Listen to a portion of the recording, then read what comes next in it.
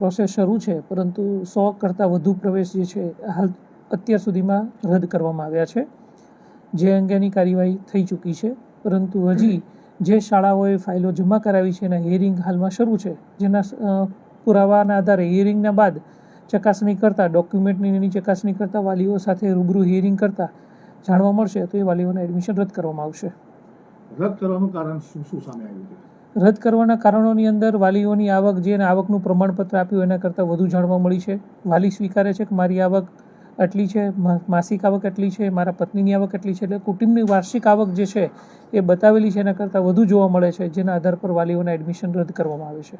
જેની અંદર એવું પણ જાણવા મળ્યું છે કે ઘણા વાલીઓ જે છે ફોરેન ટ્રીપ પણ કરી આવ્યા હોય છે, 50-50 લાખની લોન પણ લીધેલી હોય છે, ઝીંગાના તળાવો પણ હોય છે. એટલે મારે તો એમ કે જે વાલીઓની આવક વધુ છે પરંતુ ખોટા આવકના પ્રમાણપત્રો મેળવી અને પ્રવેશ લીધેલો હોય છે તે વાલીઓની આવકના આધાર પર એનું એડમિશન રદ કરીએ છીએ.